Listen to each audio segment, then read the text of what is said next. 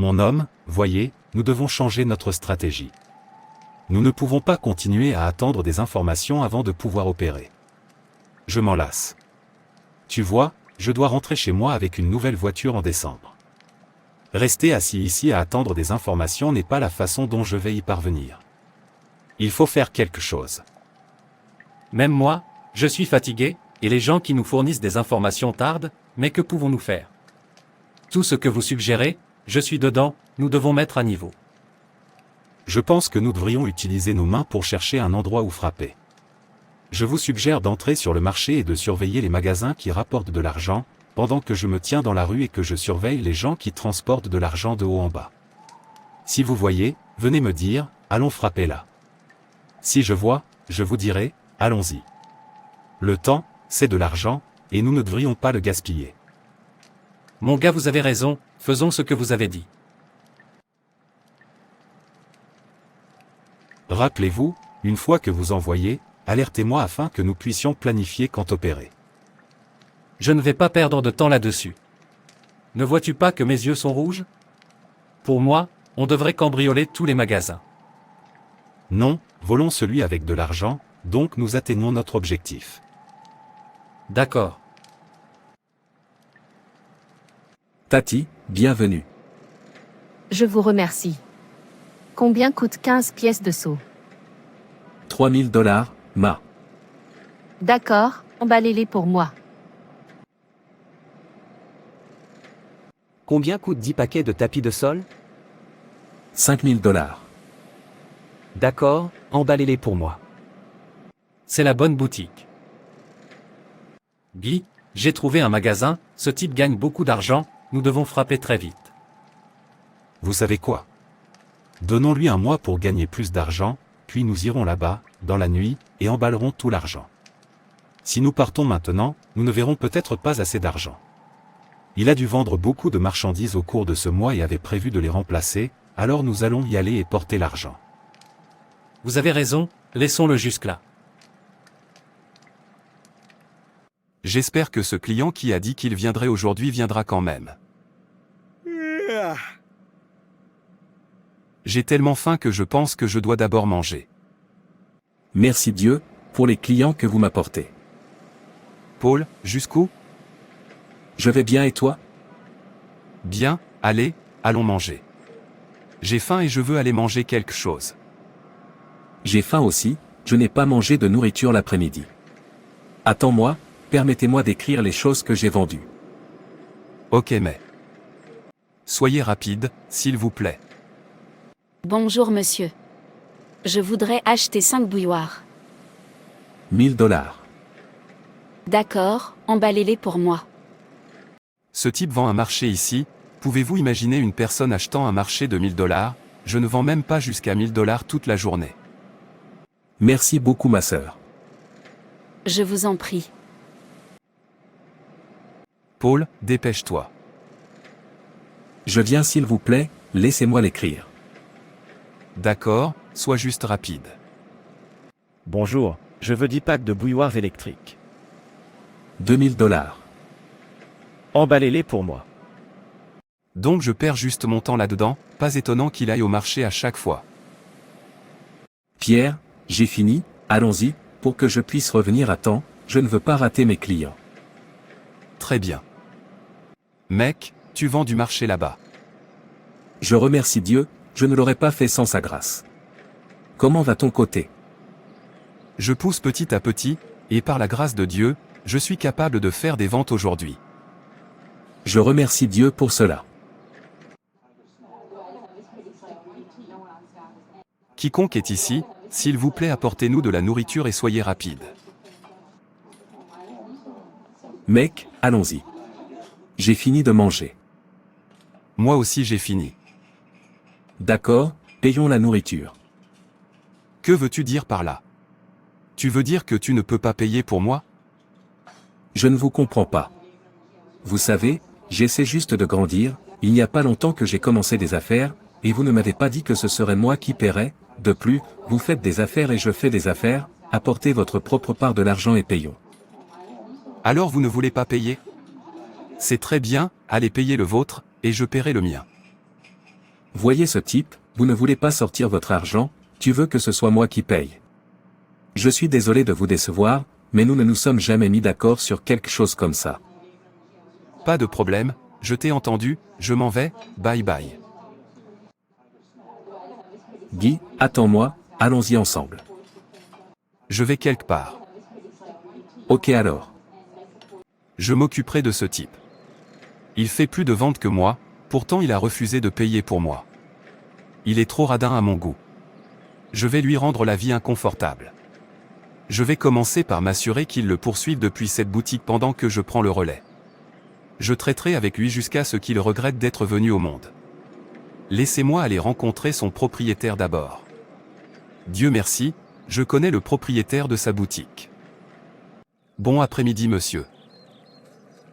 Bonjour, jeune homme, qui es-tu et que cherches-tu? Monsieur, je suis venu vous avertir d'un danger imminent afin que vous puissiez prendre les mesures appropriées avant qu'il ne soit trop tard. Danger à venir? De quoi parlez-vous? Je ne vous comprends pas. Le garçon que vous avez donné à votre magasin vend de la drogue, et je ne veux pas qu'il vous arrive quelque chose de mal, alors je suis venu vous avertir afin qu'il ne vous implique pas lorsque l'agence de drogue viendra l'arrêter. Tu veux dire que le garçon à qui j'ai loué ma boutique vend de la drogue? Comment saviez-vous? Monsieur, c'est mon bon ami, il m'a tout dit, mais ne lui dis pas que je te l'ai dit, essayez simplement de faire quelque chose avant qu'il ne soit trop tard. D'accord, merci de me l'avoir dit. Pas de problème, monsieur, je vais y aller maintenant. Bye bye. Au revoir. Alors ce garçon veut me causer des ennuis, l'émerveillement ne finit jamais. Il veut qu'il ferme ma boutique, mais cela n'arrivera pas. J'ai construit ma boutique avec mon argent durement gagné, personne n'a le droit de me l'enlever. Je sais quoi faire.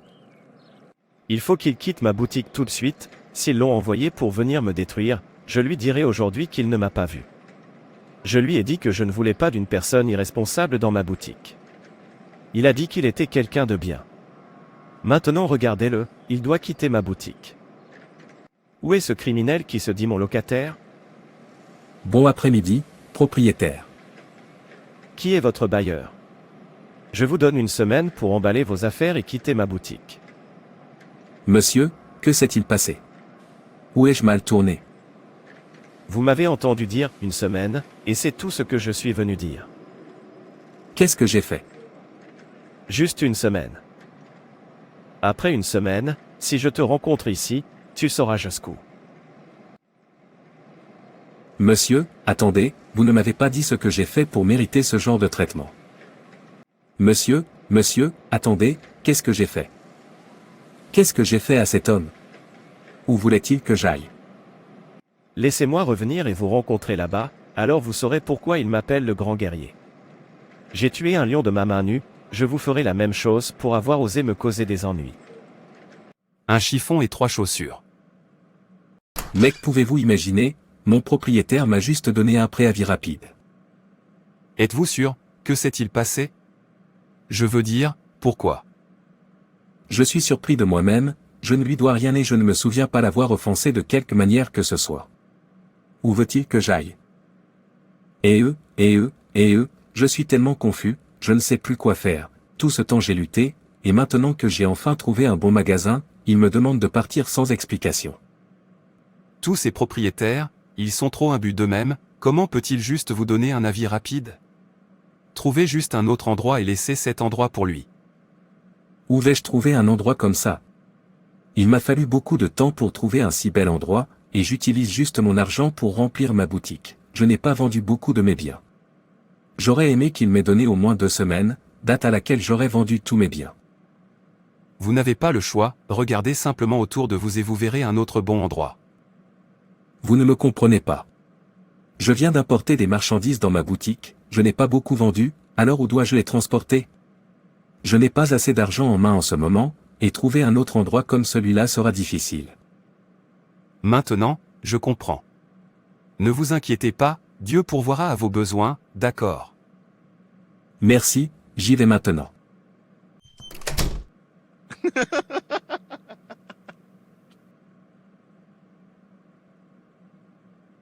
Oh, c'est tellement drôle et rapide, exactement comme je l'aime. Ha, ha, ha, ha. Maintenant, laissez-moi commencer à réfléchir à la façon de prendre le relais. Je pense que c'est la prochaine chose à faire. Comment faire ça, M. C'est ça, je chercherai quelqu'un pour le récupérer pour moi, plus tard, je prendrai le relais. Mec, je suis intelligent, oh oh, oh oh, oh oh. Quel est le sens de cette notice rapide? Où dois-je emballer mes marchandises? Je viens de dépenser tout mon argent pour acheter des biens, maintenant, qu'est-ce que je fais? Pourquoi tout cela m'arrive-t-il? Ô Dieu, je sais que tu feras un chemin là où il n'y a pas de chemin pour moi, que ton nom soit glorifié. Je pense qu'il est temps de vendre tous mes biens et de commencer à vendre exactement ce que mon ami vend. Que son entreprise est en plein essor. Eh bien, c'est ce que je veux faire.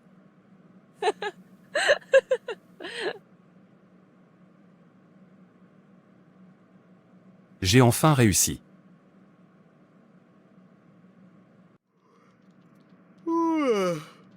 Frère, vous n'êtes pas allé à votre magasin aujourd'hui. Je ne vends rien là-bas, la place que j'ai maintenant est trop terne, il n'y a pas de marché. Cet endroit où vous séjourniez auparavant, pourquoi ne pas regarder autour de cet endroit? Peut-être verrez-vous un magasin près de votre ancien magasin, puisque vous y vendez bien. Tu as raison, peut-être que je vérifierai de ce côté demain. Oui, laissez-moi essayer de regarder par là demain. Essayez de regarder autour de vous, je sais que tu verras. Je vais faire comme tu as dit. Monsieur, je voudrais acheter 3 paquets de tapis de sol. 1000 $. Très bien, emballez-les pour moi. D'accord, merci. Ma sœur avait raison, laissez-moi voir s'il y a des magasins à proximité. Je suis tellement heureux. Je fais beaucoup de ventes maintenant, et très bientôt. Je vais importer des marchandises en grande quantité. Pierre, que fais-tu ici? Tu dois être un imbécile pour me poser ce genre de questions absurdes. C'est donc vous qui avez convaincu mon propriétaire de me mettre à la porte. Je ne savais pas que tu étais ce mal. Sortez de ma boutique. Vous êtes diabolique. Comment oses-tu me gifler? Tu veux que je te montre l'autre côté de moi. Écoute, n'essaie plus jamais ça. Maintenant sors. Vous pensez que vous êtes mauvais? Je vais te montrer que tu n'es pas le seul à savoir faire le mal. L'amener sur « Je suis prêt pour toi ». Quelle que soit la manière dont vous le souhaitez, je vous le donnerai. Venez physiquement, je suis prêt, viens spirituellement, en fait, je suis là, académiquement, vous me connaissez, ou financièrement, c'est mon nom, alors allez-y, je suis en attente. Pas de problème, je t'ai entendu. Tu pensais que j'avais peur de toi. Apportez-le, et voyez si vous ne regretterez pas pourquoi vous m'osez, je suis un scorpion, et celui que je pique ne survit jamais. Je te plains, et tu dois encore me poser une question absurde. Ne vous inquiétez pas, nous verrons. Je ne reculerai devant rien jusqu'à ce que je t'abatte, même si cela signifie me sacrifier. Ça ne me dérange pas tant que tu descends. Je vais lui montrer, il n'y a personne qui ne sache pas être mauvais. Frère, qu'y a-t-il, et pourquoi es-tu très en colère? Je vais montrer à Peter. Je vais lui donner une leçon qu'il n'oubliera jamais. Il est heureux que son mal, il verra, au moment où Jean aurait fini avec lui, il n'acceptera plus jamais d'être méchant. Frère, ça va, dis-moi ce que c'est. Savez-vous que c'est mon ami maléfique qui m'a chassé de ma boutique pour qu'il puisse prendre le relais? Je me demandais pourquoi mon propriétaire m'a soudainement donné un préavis rapide, je n'avais aucune idée que c'était le travail de mon ami. C'est bon, calme-toi. Je ne lui pardonnerai jamais. Je vais m'assurer qu'il paie pour m'avoir poignardé dans le dos. Calmez-vous, ce n'est pas la bonne manière, ne vous détournez pas de Dieu à cause d'une personne, car il a dit que la vengeance m'appartient, et je le rendrai. Face à la persécution, nos vies sont soumises à un examen minutieux, qui peut nous purifier ou nous détruire, selon la façon dont nous y réagissons. Vous devriez attendre que Dieu exécute le jugement sur ceux qui sans raison nous persécutaient et nous rejetaient. Nous sommes souvent confrontés à rejet, que nous ne pouvons pas expliquer. Les gens sont occupés à creuser des fosses pour notre âme, au lieu de construire des ponts pour que nous traversions, mais faire demi-tour n'est pas une option. Au lieu de faire demi-tour, demandez au Seigneur d'utiliser vos épreuves actuelles pour vous édifier.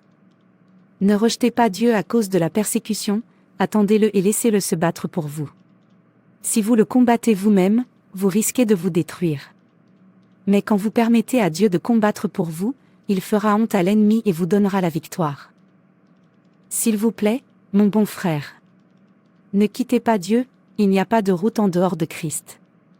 Ne vous détournez jamais de Dieu à cause d'une personne, vous pouvez vous détourner de Dieu à cause d'une personne, et mourir dans le processus, et aller en enfer, et cette personne qui vous pousse en enfer, se repent plus tard et va au ciel, cela c'est pourquoi Dieu a dit, « Laissez-moi la vengeance, je la prendrai pour vous », pourquoi ne pas faire confiance à ce Père aimant, qui prend en soin de vous. Rappelez-vous, chaque déception est une bénédiction. Vous ne savez jamais ce que Dieu utilise cette déception pour vous enlever, ne vous plaignez pas, ne vous battez pas, glorifiez plutôt Dieu et mettez votre confiance en lui et il vous donnera un meilleur magasin. Ok, je t'ai entendu. Merci beaucoup de m'avoir rappelé. Je vous en prie. À présent, il doit avoir gagné assez d'argent. Frappons-la ce soir, nous ne prenons rien sauf l'argent. Où vous précipitez-vous? Vous n'avez rien mangé. Je veux aller remplacer les biens que j'ai vendus, mais avant tout je vais dans mon magasin pour prendre mon argent, donc je n'ai pas de temps à perdre. Ok, allez bien. Je vous remercie. Je ne veux perdre aucun de mes clients, je vais donc me précipiter pour remplacer ma marchandise et revenir. C'est l'endroit où j'ai gardé l'argent. Où est l'argent? Est-ce que je l'ai égaré? Si oui, où est-il? Que se passe-t-il ici et où est mon argent? Qui a pris mon argent? Que quelqu'un me dise qui a pris tout mon argent. Je cherche mon argent, toutes mes ventes, tout mon argent de marchandises, celui qui l'a pris devrait le ramener, c'est tout ce que j'ai. Voisin, avez-vous vu quelqu'un entrer par effraction dans ma boutique? J'ai entendu dire qu'un voleur armé est venu sur cette place pendant la nuit, alors votre magasin est leur cible, allez-y doucement. Oh non, non, qu'est-ce qui m'arrive? Pourquoi moi? Pourquoi moi? Je n'aurais pas dû aller dans cette boutique, j'aurais dû rester là où je suis, et maintenant regarde-moi, retournant à zéro. Et eux, c'est ce que j'ai eu pour avoir trahi mon ami. J'ai pris la calamité qui lui arrivait et j'ai appelé ça de l'intelligence. Je regrette ça. Je regrette ça. Le mal ne paie pas. Oui, c'est quoi déjà? Je suis venu vous dire que tout ce que je vous ai dit sur mon ami était un mensonge, je vous l'ai dit pour que je puisse lui prendre la boutique. C'est pour m'avoir trompé, maintenant sors d'ici. Je le méritais. Je le méritais. Pierre, que fais-tu ici? Je suis désolé pour ce que je t'ai fait. S'il vous plaît, venez reprendre votre boutique. J'ai avoué à votre propriétaire. Je vous ai pardonné, mais je n'aurai plus besoin de la boutique, j'ai trouvé un meilleur endroit. Comme vous pouvez le voir, je vais dans ma boutique avant que vous ne veniez. Gardez la boutique. Non, non, non. Lorsque les croyants murmurent et se plaignent, ils oublient les actions et la miséricorde passée de Dieu et deviennent aveugles à ses promesses. Cela déplaît à Dieu et le déshonore aux yeux des incroyants. Au contraire, nous devrions prier et dépendre des promesses infaillibles de Dieu. La prière doit refléter notre foi en Dieu et en ses promesses. Lorsque vous rencontrez des difficultés, faites simplement confiance à Dieu pour tenir ses promesses et rester concentrés. Il ne vous quittera ni ne vous abandonnera. Aucune réalisation durable n'est jamais facile. Il y aura de la résistance et des obstacles à surmonter. Vous devrez peut-être endurer l'incompréhension d'amis et de proches collaborateurs. Soyez assurés que si la tâche incombe à Dieu, le diable cherchera à vous décourager et à présenter les promesses de Dieu comme peu fiables. Mais dans tout cela, vous devez rester concentrés. Merci d'avoir regardé. Et n'hésitez pas à vous abonner, liker et partager. Que Dieu te bénisse. Souviens-toi que Dieu t'aime.